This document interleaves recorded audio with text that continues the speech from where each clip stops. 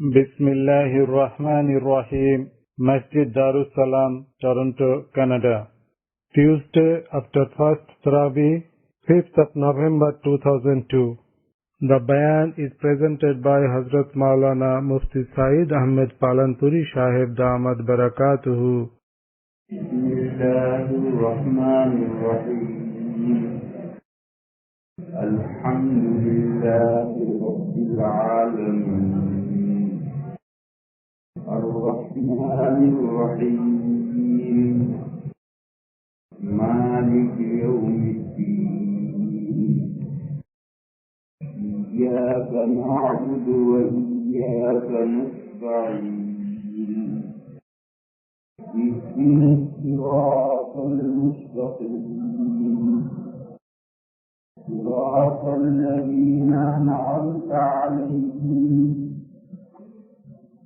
غير المغضوب عليهم ولا الضالين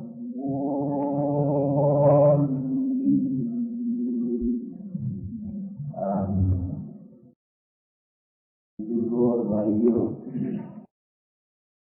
جو حضرات معذور نہیں ہیں انہیں دور جانا چاہیے. اس طرح سے متقدم ہو کر بیٹھنا یہ دینی مجلس کے آداب کے خلاف ہے. کسی کو عذر والا اس کو اجازت، لیکن جس کو کوئی عذر نہیں ہے ان کو سب کو مل کر کے جڑ کر بیٹھنا چاہیے. مجلس کے دینی مجلس کے آداب یہی. حدیث شریف میں ہے کہ حضور اکرم صلی اللہ تعالی علیہ وسلم کی مجلس میں جب صحابہ کرام تشریف فرما ہوتے تھے تو اس طرح سے سمٹ کر بیٹھتے تھے کہ اگر ان پر چادر تان دی جائے تو سارے اس کے نیچے آ جائے. تو ان کی حدیث سنائی. اب بھی کوئی اثر ملنے پر نہیں پڑا ہے. آپ لوگوں کے یہاں یورپ اور امریکہ کے لوگوں کا ایک ایسا ذہن بن گیا ہے کہ کوئی دین کی بات سنا ہو کوئی ہم ان پر اثر نہیں ہوتا. میں یہی دیکھنا چاہتا ہوں کتنا اثر ہے آپ حضرات پر. میں بہت پرانا ساتھی ہوں، آپ کی ساری باتوں سے واقف ہوں. آپ ایسا نہ سمجھے کہ میں آیا ہوں یہاں. دیکھو ہر چیز کے لینے میں کچھ آداب ہیں، ان آداب سے لوگے ملے گی. اگر آداب کا لحاظ نہیں کرو گے کچھ بھی نہیں ملے گا. بے ادب محروم گشت از فضل رب. بے ادب کو اللہ کا فضل نہیں ملتا. اس لیے میرے بھائی جو بات ہے حدیث سنائی، اور حدیث سنانے کے بعد آگے کیا رہا، لیکن مجمے پر کوئی اثر نہیں پڑ رہا. جو جہاں بیٹھا وہی ملتا ہی ایسی ہو رہی بات. اس لیے میرے بھائیوں آداب کا لحاظ کرو. جو طریقے ہیں ان طریقوں سے بیٹھو. یہاں کی جو انداز اور نرالے انداز ہیں امریکہ اور یورپ کے ان کو چھوڑو. مجلس دینی مجلسوں کے آداب، مجلسوں میں دینی آداب کا لحاظ کرو تو ان مجلسوں سے کچھ حاصل ہو. پہلا مسئلہ تو یہ عرض کرنا ہے، آپ حضرات نے یہ مسئلہ سنا ہوگا کہ مسجد میں جہرن ذکر کرنا مکروہ، زور سے ذکر کرنا مکروہ. مشہور مسئلہ ہے. مسجد میں زور سے تلاوت کرنا اور کوئی ذکر جہرن کرنا مسجد میں مکروہ. یہ مسئلہ کب ہے؟ جبکہ کوئی نماز پڑھ رہا ہے، کوئی تلاوت کر رہا ہے، کوئی کچھ کر. اب ایک آدمی زور سے کرے گا تو جو نماز پڑھا اس کی نماز نفل پڑے گا. لیکن اگر ساری ہی ایک ہی سلسلے میں ہوں تو پھر کوئی حرج نہیں.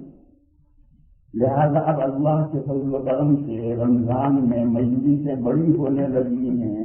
لہذا جماعت میں جب سلام پھرتا ہے اور اس کے بعد ترویہ ہوتا ہے، ترویہ یعنی 4 رکعت کے بعد جو تھوڑا آرام کرتے ہیں اور امام آرام کرنے ہی نہیں دیتے، فٹافٹ پڑھاتا ہے. حالانکہ مسئلہ یہ ہے کہ 4 رکعتیں جتنی دیر میں پڑھنی ہے اتنی دیر ریسٹ کرو، اتنی دیر آرام کرو.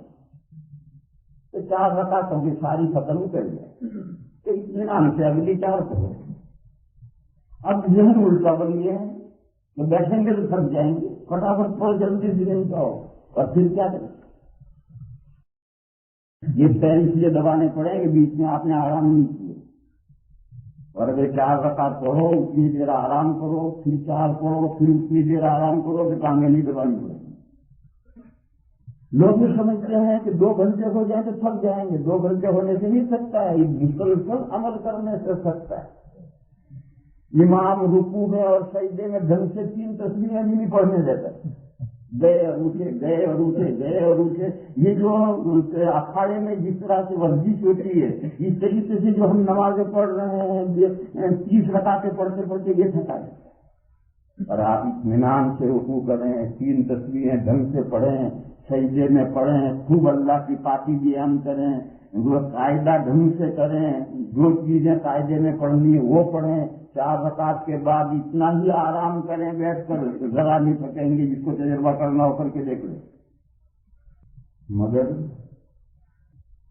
لوگ کا تصور ہو گیا کہ دیر ہو جائے گی تھک جائیں گے، جب ایمان کرے جلدی نمتا ہوتا کہ تھکے نہ، حالانکہ جلدی نمتا کر ہی تھکاتا ہے۔ کیونکہ جو ترویہ ہمیں دیکھتے ہیں اس وقت میں بعض دوست سبحان الملک القدوس کی تصویر جہرن پڑھتے ہیں، اتنا کہ دائیں بائیں والے کنفیوز ہو جاتے ہیں، پریشان ہو جاتے ہیں۔ تو اس لیے پہلا مسئلہ تو یاد رکھو کہ اجتماعی مجلس ہو تو اس میں جو ذکر ہے ہر ایک کو سرن آہستہ کرنا ہے تاکہ دوسرے کو پریشانی نہ ہو۔ ایک تو مسئلہ آج یہ مسئلہ ذہن میں رہنا چاہیے۔ دوسری، آج کوئی لمبی تقریر کرنے کا ارادہ نہیں ہے، پہلا دن ہے، آپ حضرات واقعی تھکے ہوں گے، اس لیے مختصر سی ہی بات عرض کرنی ہے۔ یہ سورہ فاتحہ، اس سورہ فاتحہ کے تعلق سے ایک حدیث شریف سنانی ہے اور ایک مختصر سا سورہ فاتحہ کا مطلب سمجھانا ہے، کوئی لمبی تقریر نہیں کرنی۔ حدیث شریف بخاری مسلم کی حدیث ہے اور حدیث قدسی ہے۔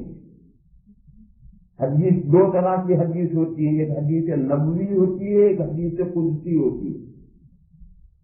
اور یہ حدیث نبوی اور حدیث قدسی یہ دونوں وحی غیر مطلوب کی قسمیں ہیں، اور وحی کی دوسری قسم ہے وحی مطلوب، وہ قرآن کریم ہے۔ قرآن کریم وحی ہے، وحی مطلوب، اور حدیث شریف وحی ہے، وحی غیر مطلوب۔ پھر اس کی 2 قسمیں ہیں، حدیث قدسی اور حدیث نبوی۔ یہ مضمون اگر شروع کروں گا تو گھنٹہ ہو جائے، اس لیے اس کو موقوف رکھو، پھر سمجھاؤں گا تو وحی کیا ہے، اس کی یہ 2 قسمیں کیوں بنی ہیں، اور وحی مطلوب کا کیا مطلب ہے، غیر مطلوب کا کیا مطلب ہے، حدیث قدسی کا کیا مطلب ہے، حدیث نبوی کا کیا مطلب ہے، یہ کسی اور وقت سمجھا دیں گے۔ ابھی تو آپ یوں مجمل یہ سمجھیں کہ ایک وحی تو وہ ہے کہ جو اللہ تعالی کے یہاں سے لفظ آتے ہیں، عبارت آتی ہے، پورے الفاظ آتے ہیں، نبی کا اس میں کوئی دخل نہیں، فرشتے کا بھی کوئی دخل نہیں، وہ اللہ کا کلام ہے۔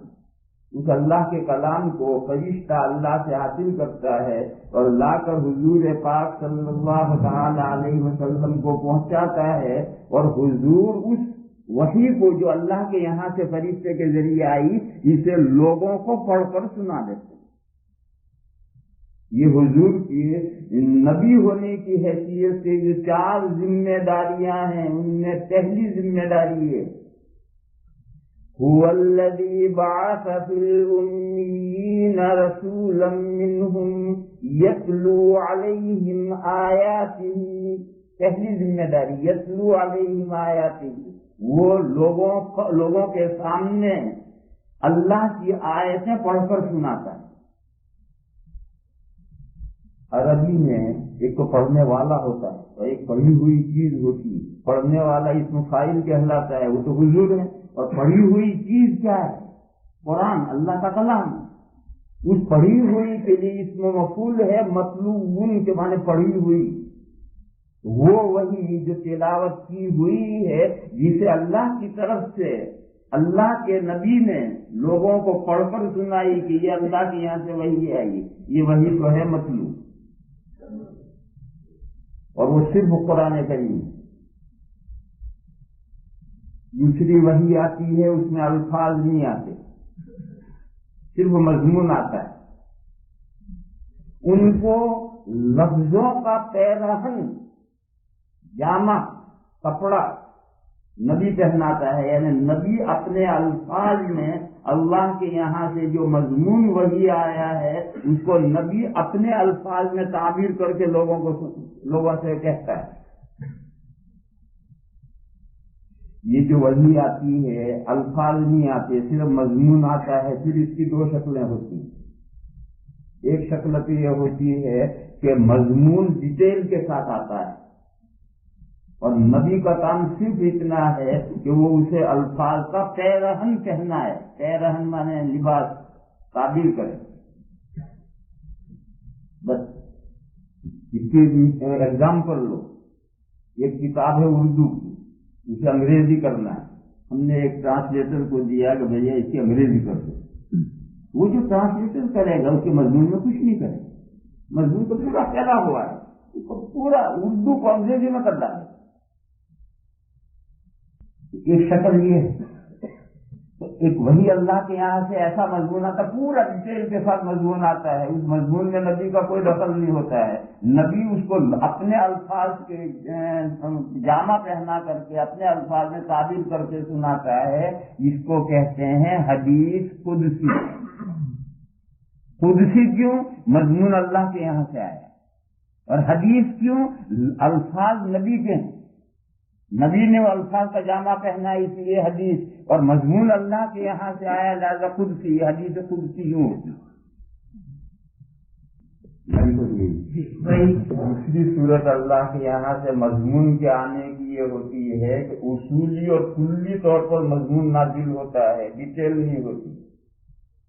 اس کا ایگزامپل لو.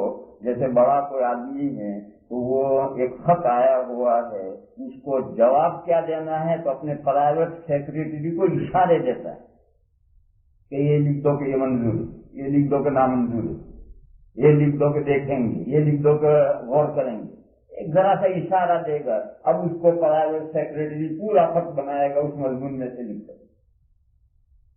ایک وہی ایسی آتی ہے، اصولی اور کلی طور پر وہی آتی ہے، اور اس کو پھر پھیلانا بھی نبی کی ذمہ داری ہے، اور الفاظ کا جامع پہنانا بھی نبی کی ذمہ داری ہے. یہ ہے حدیث نبوی.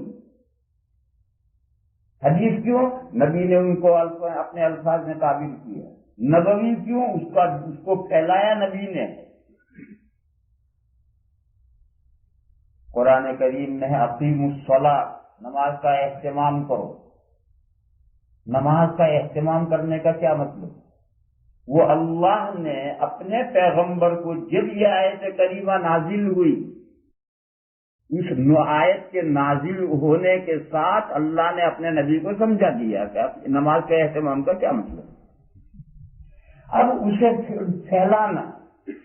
اب حضور کا کام ہے، وہ بتائیں گے کہ نماز میں یہ فرض ہے اور یہ سنت ہے اور یہ مستحب ہے اور یہ ادب ہے، اور مسجدیں بناؤ اور جماعت کا نظام بناؤ اور اذان دو اور اوقات کا وقت مقرر کرو. یہ سارا نظام بنایا گیا تھا کہ نماز کا اہتمام ہو.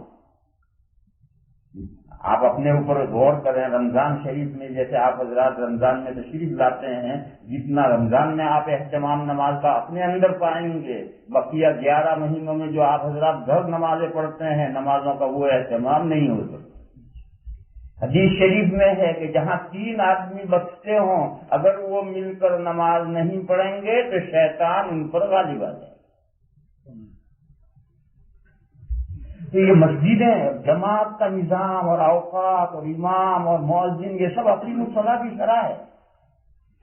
اور وہ ساری جس وقت میں آیت کریمہ نازل ہوئی، اللہ نے حضور کو سمجھا دیا کہ نماز کا اہتمام کرنا، نماز ادا کرنا نہیں، نماز پڑھنا نہیں. یہ حکم دیا نماز کا اہتمام کرو. نماز کے اہتمام کرنے کی کیا کیا شکلیں ہو سکتی ہیں وہ سب ایک ساتھ اشارہ دے دیا اور حضور کو سمجھا دیا. اب وقتاً فوقتاً موقع موقع سے اس کے ڈیٹیل پیش کرنا ہے، اس کو اپنے الفاظ میں تعبیر کرنا ہے. اقیم الصلاۃ، صرف اقیم الصلاۃ کی شرح میں 2000 حدیث ہیں. 2000 حدیثیں صرف اقیم الصلاۃ کا ڈیٹیل ہے.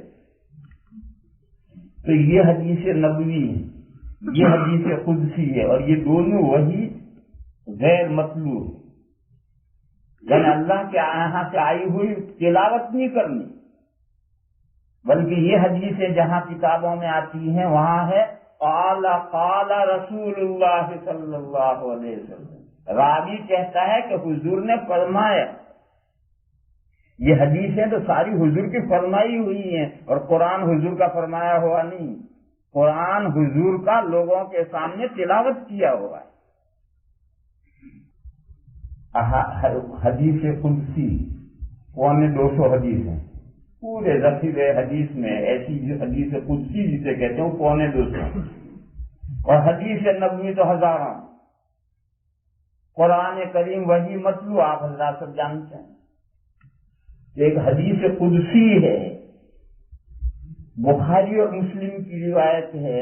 اللہ پاک جل شانہ و عم نوالہ یہ ارشاد فرماتے ہیں، حضور نہیں فرماتے، اللہ پاک جل شانہ و عم نوالہ یہ ارشاد فرماتے ہیں کہ میں نے سورہ فاتحہ کو اپنے اور بندے کے درمیان میں آدھا آدھا بانٹ دیا ہے. میرے بندے کے حصے میں جو آدھی سورہ فاتحہ ہے اس میں بندہ مجھ سے جو مانگتا ہے وہ چیز میں اسے دیتا ہوں.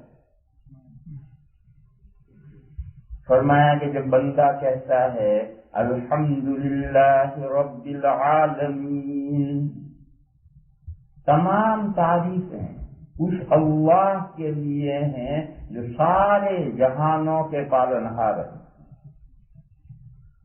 تو اللہ تعالی فرماتے ہیں حمدنی عبدی، میرے بندے نے میری تعریف کی. پھر جب بندہ کہتا ہے الرحمن الرحیم،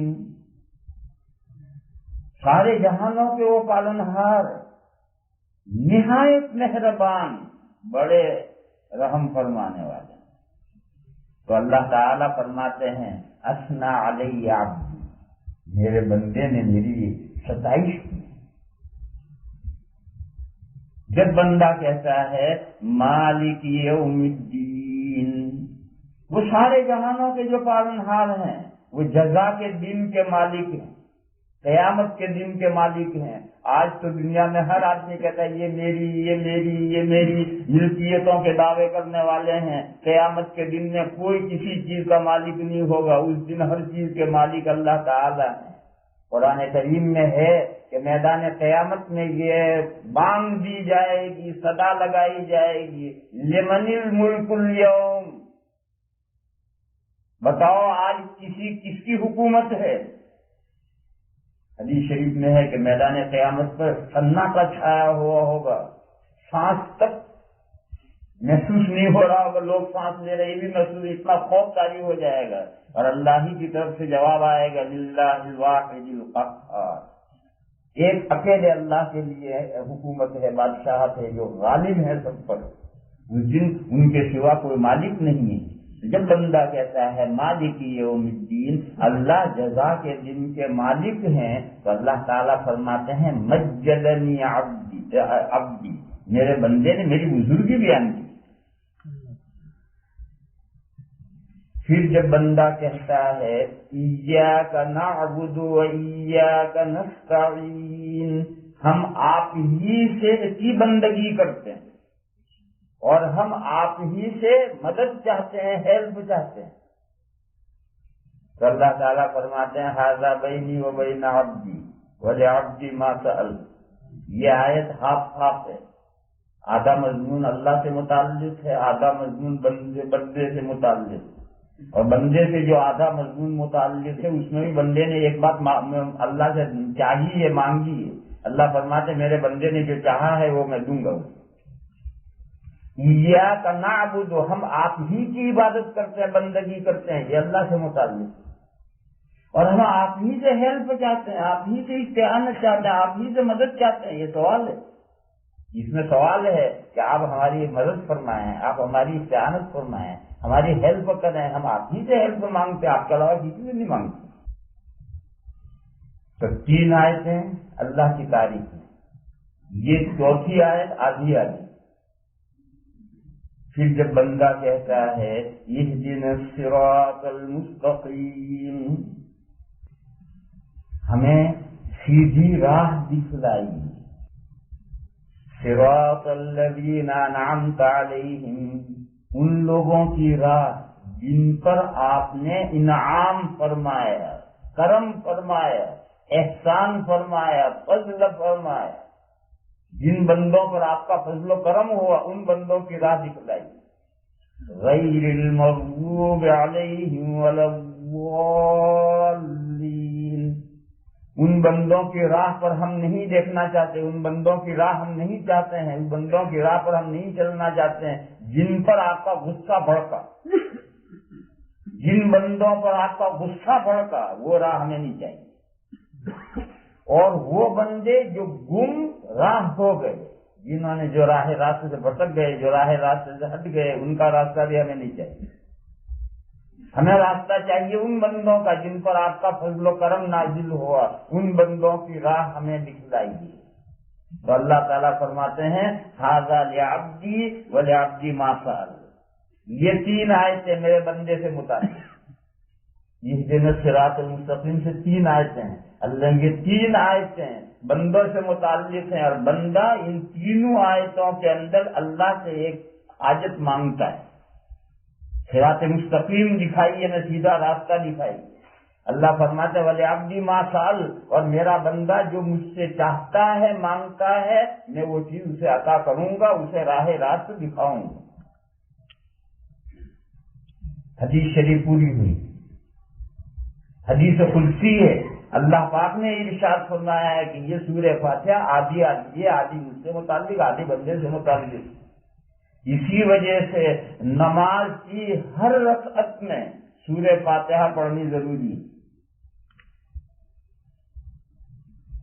اس میں جو مضمون اللہ تعالی جل شانہ عم نوالہ سے متعلق ہے وہ تو آج بیان نہیں کر سکتے. بندے سے، ہم سے متعلق جو مضمون ہے اسے سمجھانا ہے. سورہ فاتحہ میں اللہ سے بندہ کیا درخواست کرتا ہے؟ اہدنا الصراط المستقیم، سیدھا راستہ، رائٹ پاتھ، سیدھا راستہ دکھلائیے.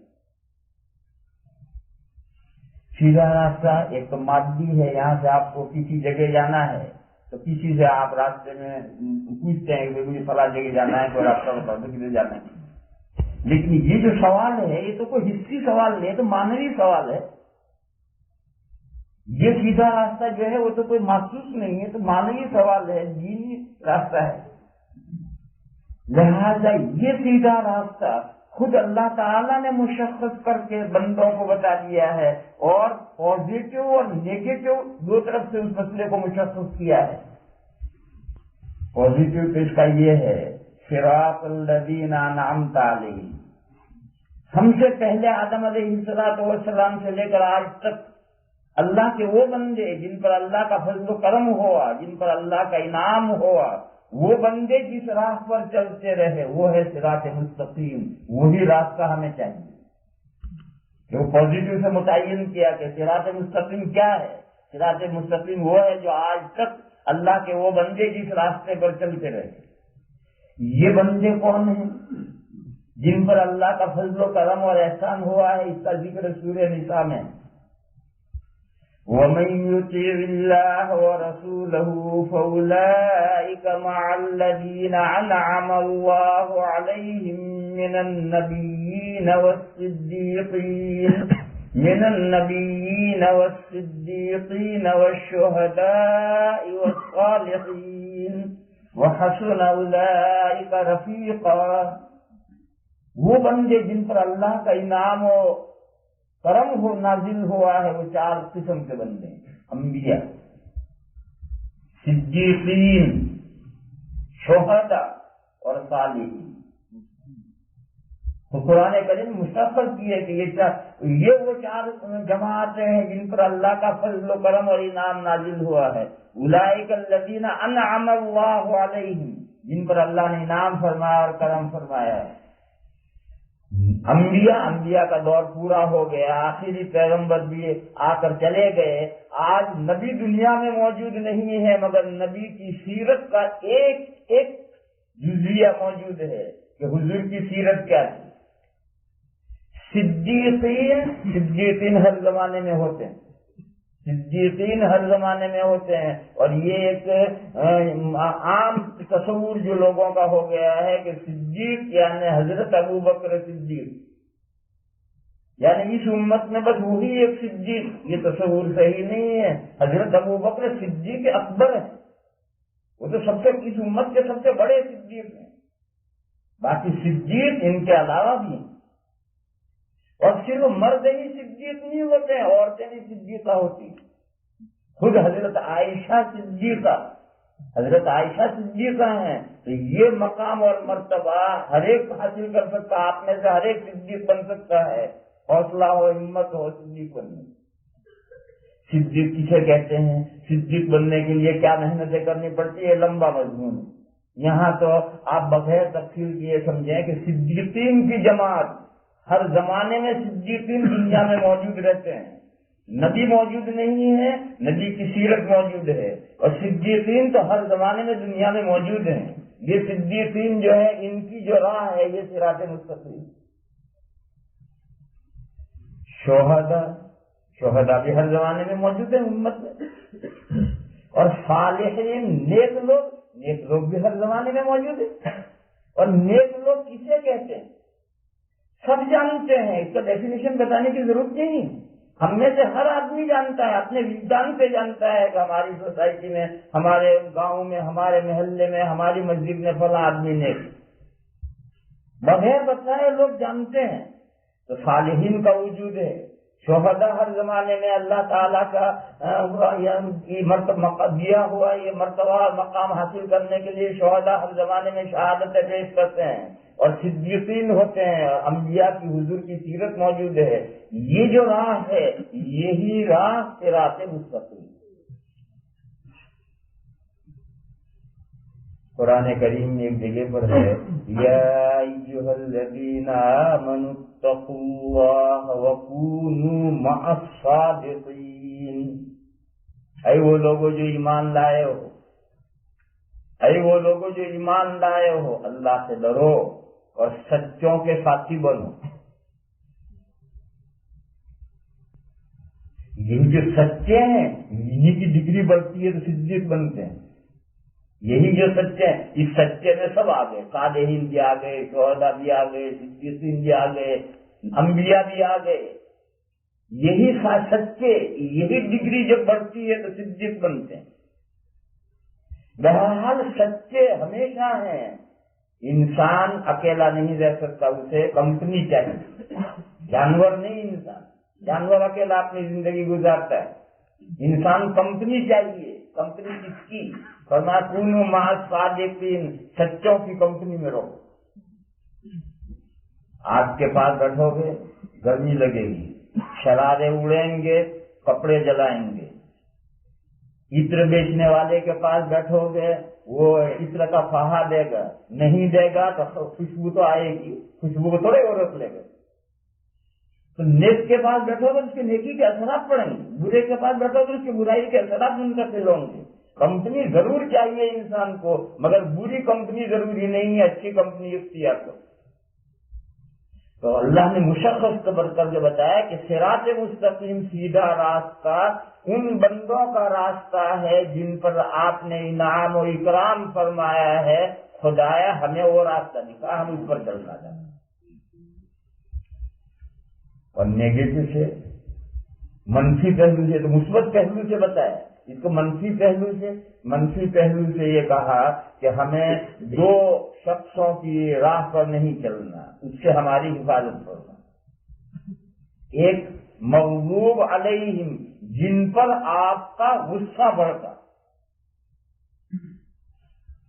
اور اس سے ہلکا والین مانے گم، راہ مانے پاس، اور گم مانے راستہ ہاتھ سے نکل گیا، جا رہا تھا ذرا یوں ہوا، کہیں کا کہیں ایگزٹ چک گیا، کہیں کا کہیں گیا، صبح ہوا رہتی ہے. صبح میں مسز آگا گیا تھا, ایک جگہ میں ایگزٹ چک گئے. تو میں نے ان حضرات سے بتایا کہ دیکھو ہمارے ملک میں اور آپ کے ملک میں ایک فرق ہے. یعنی ہمارے ایشیا کے جو ملک ہیں, پاکستان, انڈیا, بنگلہ دیش وغیرہ وغیرہ, اور یہ جو امریکہ اور یورپ کے ملک ہے, اس میں ایک فرق ہے. یعنی کیا فرق ہے؟ میں کا فرق یہ ہے کہ ہمارے یہاں آدمی جلدی گمراہ نہیں ہوتا ہے, ایگزٹ ہے ہی. ہمارے آدمی جلدی گمراہ نہیں ہوتا, اور اگر ہو گیا راستہ چوک گیا اور غلط راستے پر پڑ گیا تو ذرا سا آگے جا کر فوراً احساس ہوگا کہ میں غلط جانا, کسی سے پوچھے گا وہی سے مل جائے. اور یہاں آنکھ جھپکی اور ایگزٹ گئی, یعنی پلک جھپکنے میں گمراہ ہوتا ہے, اور گمراہ ہو گیا تو 30 کلومیٹر کے بعد ٹھکانے پر آئے. ٹھکانے پر آنے کے لیے 30 کلومیٹر کا راؤنڈ کاٹنا پڑے. یہ اتنا خطرناک ملک ہے میرے بھائی. جہاں راستے بدلتے ہیں, اسٹیشن پر پٹریاں ہوتی ہیں, جہاں لائنیں بدلتی ہیں تو آدھا انچ کے فاصلے سے لائنیں بدلتی ہیں. آدھا انچ کے فاصلے سے لائن گئی, ایک مشرق گئی اور ایک مغرب گئی. گمراہی ہمیشہ آدھا انچ کے فاصلے سے ہوتی ہے. یہ تو آدھا انچ تو میں نے ویسے کہا ایک بال برابر تفاوت سے گمراہی شروع ہوتی ہے اور کہیں سے کہیں انسان کو پہنچا دیتی ہے. تو یہ جو گمراہی ہے, چاہے وہ بال برابر گمراہ ہو, ایک آدمی ہے راستے سے بال برابر ہٹا ہوا ہے, ہمیں اس کے ساتھ نہیں رہے, ہمیں ان کا راستہ نہیں چاہیے. ہم ہمیشہ یہ دعا کرتے ہیں کہ اللہ ضالین کے راستے سے ہمیں بچا. جو گمراہ ہیں, جنہوں نے راہ راست کھو دی ہے اور غلط راستے پر پڑ گئے ہیں, خدایا ہماری حفاظت فرما, ہم اس راستے کو نہیں چاہتے ہیں. اور ایک وہ ہے کہ غلط راستے پر پڑا اور کہاں تک گیا جہنم کے کھڈے تک. وہ کون ہے؟ مغضوب علیہم ہے, جن پر اللہ کا غصہ بھڑکا ہے. اللہ کا غصہ کن پر بڑھا؟ جو ہمیشہ کے جہنم میں گئے. تو ایسے جو ہو کر چلے گئے ہیں, جو بالکل دائرے سے باہر نکل گئے, ان کا راستہ بھی ہمیں نہیں چاہیے, اور ذرا سا راستے سے ہٹے ہو ان کا راستہ بھی ہمیں نہیں چاہیے. ہمیں بالکل ان بندوں کا راستہ چاہیے جن بندوں پر آپ نے انعام و اکرام فرمایا ہے. نیک لوگوں کا راستہ چاہیے, شہداء اور صالحین کا راستہ چاہیے, صدیقین اور انبیاء کا راستہ چاہیے. ہم اس راستے پر چلنا چاہتے ہیں, خدایا ہمیں وہ راستہ دکھا. یہ ہے سورہ فاتحہ کا بغیر تفصیل کے ترجمہ اور مطلب. ہم سورہ فاتحہ میں ہمیشہ یہ دعا کرتے ہیں. جب دعا کرتے ہیں تو اس دعا کے ساتھ آنکھیں کھول کر زندگی گزارنی چاہیے. آنکھیں کھول کر, یعنی سر کی آنکھیں نہیں, سر کی آنکھیں سب کی کھلی ہیں, بھینس کی بھی کھلی ہیں. آنکھیں کھول کر یعنی دماغ کی, دل و دماغ کی آنکھیں کھول کر کے زندگی گزارنی چاہیے. اور ہمیشہ تولو نبیوں کا طریقہ کون سا ہے, نبیوں کا راستہ کون سا ہے, صدیقین کا راستہ کون سا ہے, شہداء اور صالحین اور نیک لوگوں کا راستہ کون سا ہے. تولو, اپنے دل کی اور دماغ کی آنکھوں سے دیکھو, اور اس کو بھی دیکھو کہ کہیں خدا نہ خواستہ یہ گمراہوں کا راستہ تو نہیں ہے, کہیں خدا نہ خواستہ یہ مغضوب علیہم کا راستہ تو نہیں ہے. اگر ایسا ہے تو اس سے بچو, اس راستے سے بچو, صراط مستقیم پر چلنے کی کوشش کرو. اللہ تعالی ہم سب کو سیدھا راستہ نصیب فرمائے اور اس راستے پر مضبوط فرمائے, اور اسی صراط مستقیم پر ہمارے جسم سے ہماری روح نکلے. وآخر دعوانا الحمدللہ. اللهم صل وسلم وبارك على سيدنا ومولانا محمد وعلى آل سيدنا ومولانا محمد بعدد من صلى وسلم. اللهم أرنا الحق حقا وارزقنا اتباعه, وأرنا الباطل باطلا وارزقنا اجتنابه.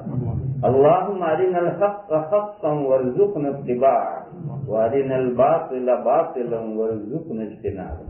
اللهم تب علينا, اللهم وفقنا لما تحب وترضى, واجعل آخرتنا خيرا من الأولى. سبحان ربك رب العزة عما يصفون.